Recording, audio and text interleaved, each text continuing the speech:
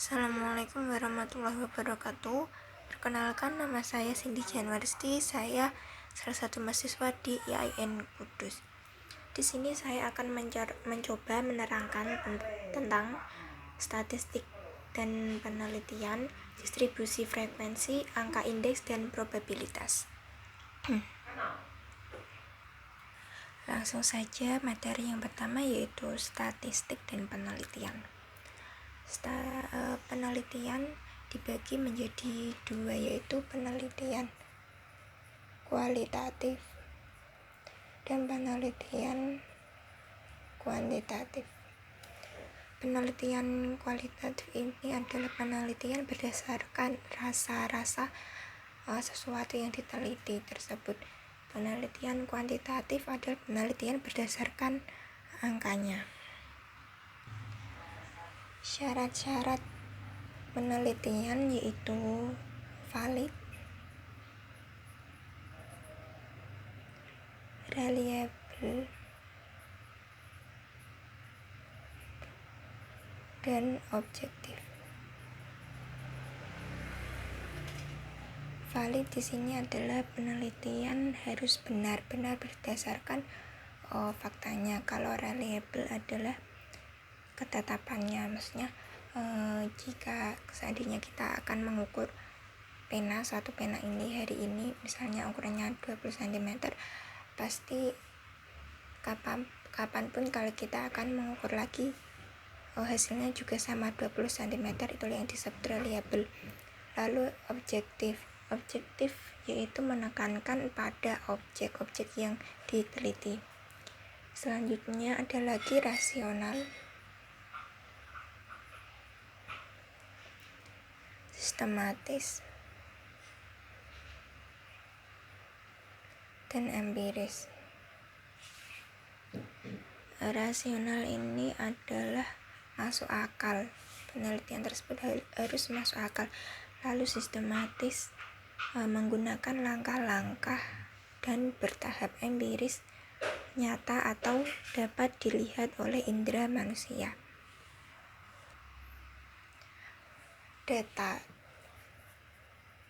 Data sendiri itu dibagi menjadi dua, yaitu data diskrit dan data kontinum.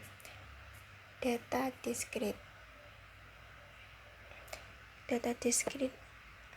adalah data nominal atau diperoleh dengan cara menghitung.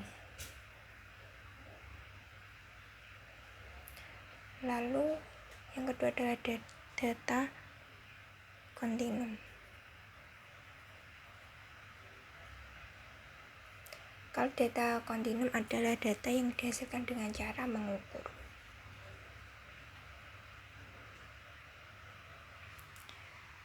Data kontinum sendiri itu dibagi lagi menjadi tiga, yaitu data ordinal, data internal, dan data rasio. Data ordinal adalah data kecil nilainya tapi paling tinggi atau peringkatnya.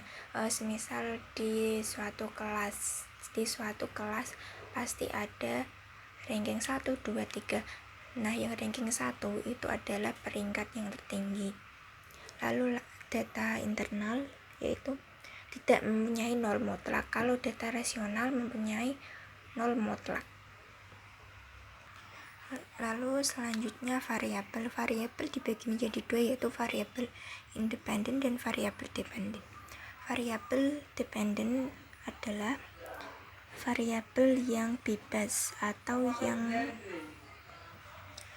selanjutnya variabel yaitu perbedaan antara satu sama lain. Itulah yang disebut variabel.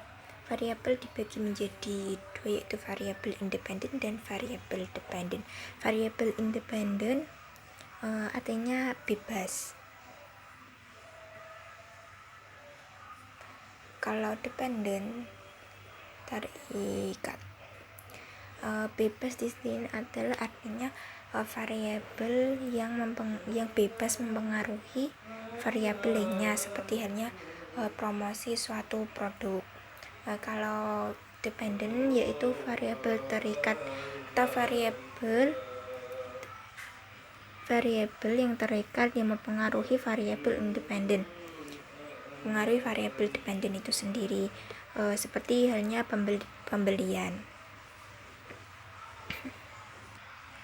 Di sini dimisalkan variabel independen sebagai X, variabel dependen Y. Rumusnya seperti ini: X mempengaruhi Y. Seperti itu. Berarti variabel independen dipengaruhi oleh variabel independen mempengaruhi variabel dependen. Dalam menganalisis statistik itu dibagi menjadi dua, yaitu menganalisis statistik deskriptif dan menganalisis statistik inferensial. Menganalisis statistik deskriptif yaitu hanya mendeskripsikan saja, seperti mendeskripsikan jumlah seluruh murid di suatu kelas itu berapa. Lalu yang kedua yaitu menganalisis statistik inferensial. Inferensial yaitu dibagi lagi menjadi dua, parametrik dan non-parametrik. Parametrik adalah data yang berdistribusi normal, kalau non-parametrik adalah data yang tidak berdistribusi normal. Demikian penjelasan tentang statistik dan penelitian. Materi selanjutnya kita akan mempelajari tentang distribusi frekuensi. Distribusi frekuensi adalah suatu daftar yang dikelompokkan berdasarkan kelasnya. Distribusi frekuensi ini membantu seseorang untuk menganalisis suatu data. Langsung saja ke rumusnya. Rumus mean data tunggal yaitu sigma xi per sigma fi. Untuk data kelompok yaitu sigma fi kali xi ya, per sigma fi. Lalu modus adalah nilai yang sering muncul. Kalau data tunggal kan mudah, tinggal kita cari nilai yang sering muncul itu berapa. Kalau yang data kelompok rumusnya yaitu TB ditambah B1 per B1 plus B2 dikali I. TB di sini adalah tepi bawah, B1 adalah selisih kelompok modus dengan kelompok sebelumnya, kalau B2 adalah selisih kelompok modus dengan kelompok setelahnya. Kalau I adalah interval atau panjang kelas. Selanjutnya median adalah nilai tengah. Kalau data kelompok rumusnya N per 2. N di sini adalah jumlah seluruh data dibagi dua. Kalau ini data tunggal ya. Kalau data kelompok ME sama dengan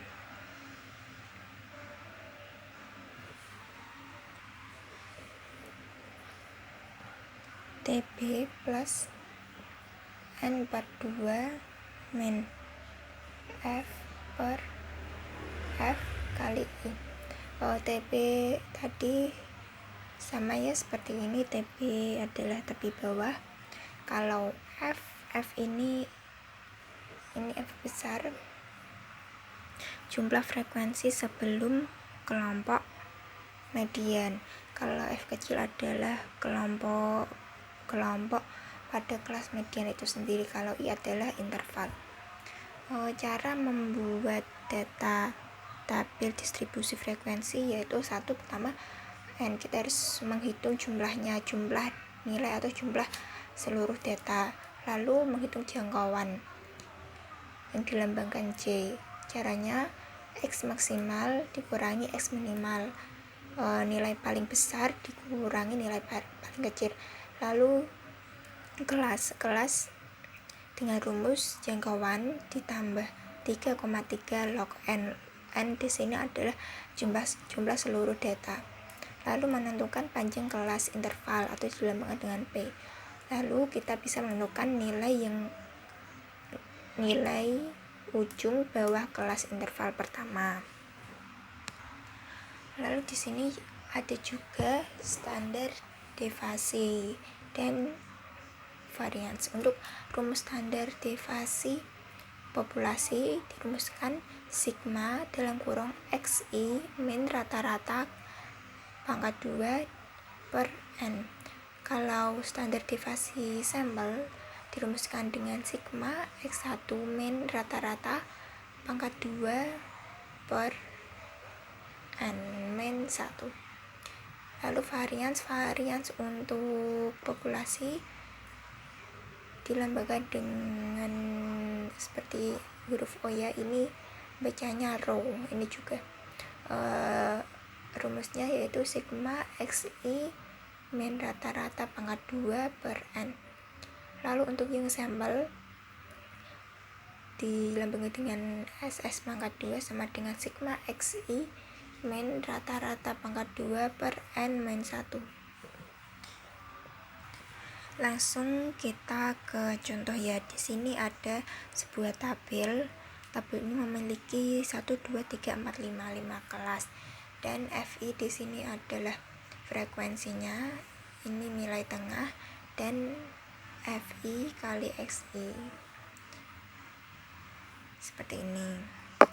Lalu kita akan mencari mean, median, dan modusnya.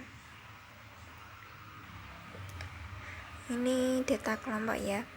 Langsung saja kita akan mencari mean. Pertama kita akan mencari mean dengan rumus ini FI kali XI per FI. Jadi ini kan FI kali XI kan sudah diketahui, 1925 per FI jumlah seluruhnya, seluruh data 30, sama dengan 64,167. Lalu kita akan mencari median.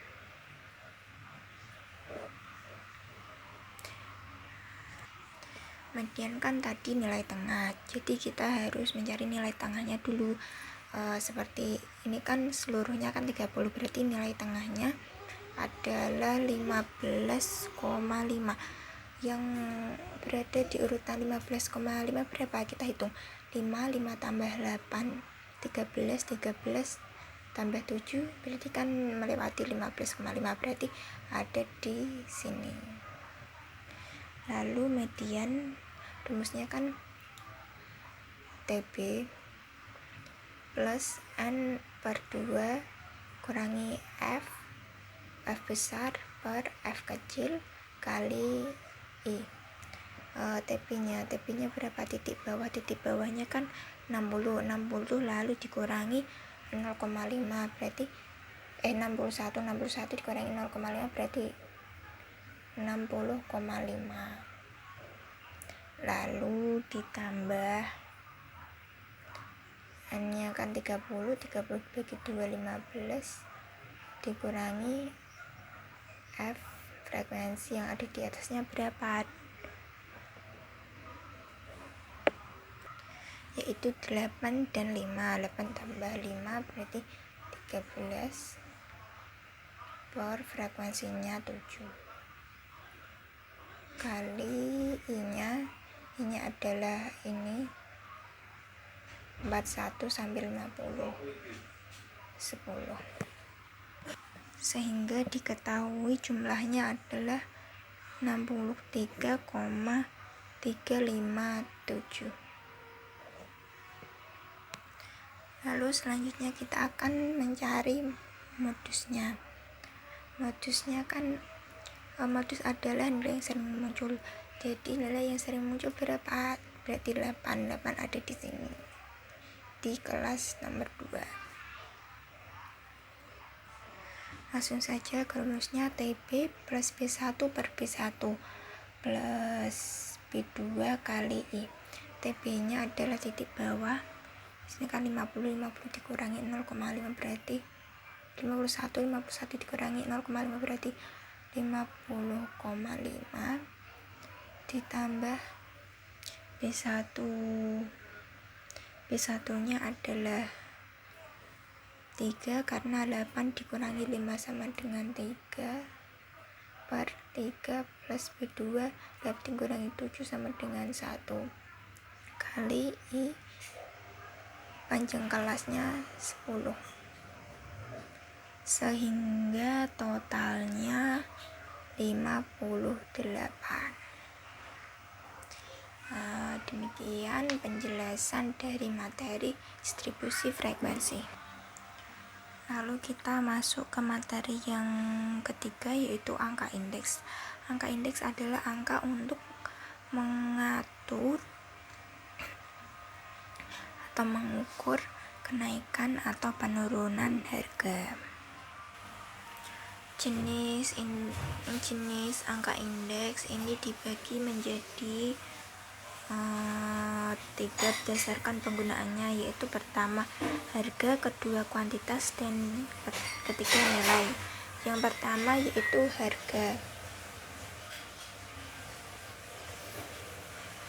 Harga di sini dilambangkan sebagai IP yang dirumuskan PN per PO kali 100%. PN di sini adalah tahun yang ditanyakan dan PO adalah tahun dasar. Yang kedua setelah harga yaitu kuantitas. Kuantitas di sini dilambangkan sebagai IQ yang dirumuskan QN plus QO kali 100%. QN di sini adalah kuantitas tahun yang ditanyakan dan QO adalah kuantitas tahun dasar. Lalu setelah kuantitas yaitu indeks nilai. Indeks nilai ini dilambangkan IV. IV yang berumuskan PN kali QN per PO kali QO kali 100%. Di sini sudah ada sebuah tabel suatu barang. Kita akan mencari IP, IQ, dan IV-nya, yaitu IP. PN per PO. PN adalah yang ditanyakan dari 2000 tahun 2016 yaitu 3.500 per PO nya pada tahun 2014 yaitu 3.000 kali 100% sama dengan mendapatkan nilai 116,7. Lalu kita akan mencari IQ. IQ-nya adalah QN adalah ini kuantitasnya. Kuantitas yang ditanyakan 2.500 per 2.000 kali 100%.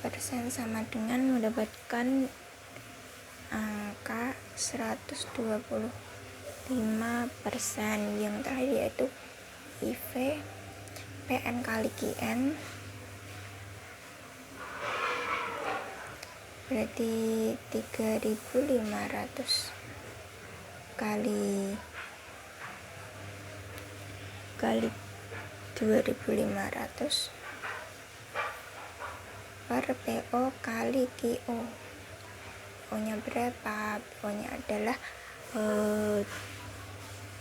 3.000 dan QO nya adalah 2.000.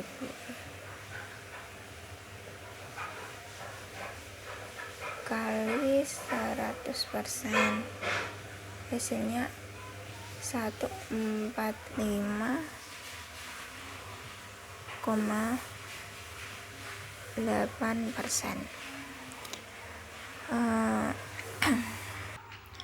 Selanjutnya ada rumus indeks Las Pairas yang dirumuskan sigma PT kali QO per sigma PO kali QO kali 100%. PT di sini sama halnya dengan PN ya, atau tahun dasar atau yang ditanyakan. Lalu ada indeks Pascal yang dirumuskan sigma PT kali QT per sigma PO kali QT kali 100%. Lalu ada indeks Drobis yang dirumuskan IL atau indeks Las Pairas ditambah IP atau indeks Pascal per 2 kali 100%.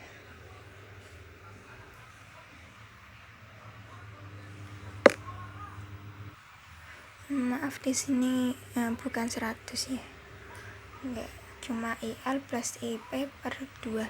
Lalu indeks Irving-Fisher dilambangkan dengan IF, yaitu rumusnya akar IL kali IP. Lalu yang selanjutnya adalah indeks Walsh atau dilambangkan dengan IW. Rumusnya adalah sigma PT kali akar QO plus QT per sigma PO akar QO kali QT kali 100%. Lalu yang terakhir adalah indeks Marshall-Hedyard yang dilambangkan dengan IME, yang rumusnya adalah sigma PT kali QO plus QT per sigma PO kali QO plus QT kali 100%. Selanjutnya di sini ada contoh tabel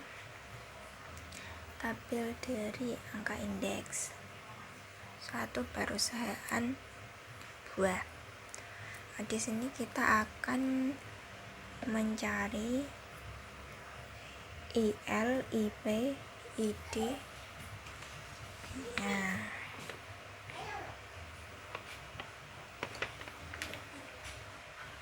dan IP.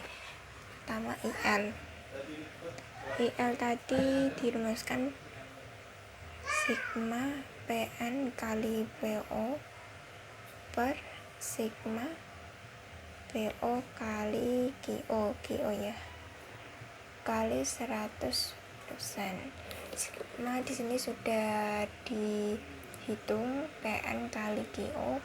PN nya di sini seperti caranya jeruk 4900 kali QO nya 620 menghasilkan nilai sekian yang dijumlahkan menjadi 13.341.000 per PO kali QO. Di sini juga sudah dijumlahkan 11.235.000 kali 100% sama dengan menghasilkan nilai 118,81%. Lalu selanjutnya adalah IP. Selanjutnya kita akan mencari IP dengan rumus sigma PN kali GN per sigma PO kali GN. Di sini sudah diketahui PN kali IN jumlahnya adalah 13.471.350. Kita masukkan ke sini. Lalu jumlah PO kali GN sudah dijumlah, hasilnya 11.338.800 dan hasilnya adalah 118,81%. Lalu kita akan mencari ID dengan rumus IL plus IP berdua. IL nya sudah diketahui 18,75% ditambah IP nya 18,81% berdua menghasilkan nilai 118,78%. Lalu selanjutnya kita akan mencari IF-nya dengan rumus akar IL kali IP. IL di sini sudah diketahui tadi 118,75% kali IP-nya 118,81% sama dengan sekian. Demikian pembahasan tentang angka indeks. Lalu materi yang terakhir yaitu materi probabilitas atau peluang. Probabilitas adalah peluang dari suatu kejadian. Tujuannya yaitu untuk membantu mengambil keputusan. Probabilitas dilakukan dengan dua pendekatan, yaitu pertama pendekatan teoretik atau berdasarkan objek terlihat, dan yang kedua adalah pendekatan frekuensi. Pertama, pendekatan teoretik, misal uang logam mempunyai dua sisi A dan sisi B. Probabilitas munculnya A 0,5 dan probabilitas munculnya B adalah 0,5.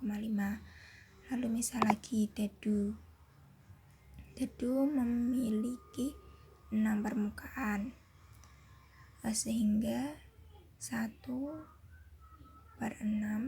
atau satu permukaan yang keluar dari 6 permukaan peluangnya yaitu 1 sama dengan 1/6, atau angka peluangnya munculnya permukaan dengan mata dadu 2 yaitu sama 1/6 dan seterusnya. Lalu yang kedua, pendekatan frekuensi. Misal ada uang logam dilempar 100 kali, sisi A muncul 48 kali dan sisi B muncul 52 kali. Berapa peluang A dan berapa peluang B? Peluang A yaitu 48/100 kan dilempar 100 kali sama dengan 0,48, sedangkan B muncul 52, peluang B sama dengan 52/100 sama dengan 0,52. Selanjutnya contohnya lagi, ada dadu dilempar 60 kali. Peluangnya pertama 9 dan peluang kedua sama dengan 12 sama dengan B1 sama dengan 9/60 kan, dilempar 60 kali sama dengan 9,16. Dan peluang yang kedua yaitu 12/60 sama dengan 0,20. Maaf, ini 0 ya, 0,16. Lalu hubungannya probabilitas antara dengan peristiwa itu yaitu pertama mutually eksklusif, yaitu seperti peluang A dan peluang B sama dengan 0, yaitu rumusnya peluang A atau B sama dengan BA tambah BB. Misalnya diketahui ada 5 penderita TBC, salah satu akan sembuh. Ditanya jika yang sembuh ditanya peluang pasien nomor 2 dan pasien nomor 5 untuk sembuh itu berapa, yaitu peluangnya 2/5 sama dengan 1/5 plus 1/5 sama dengan 2/5.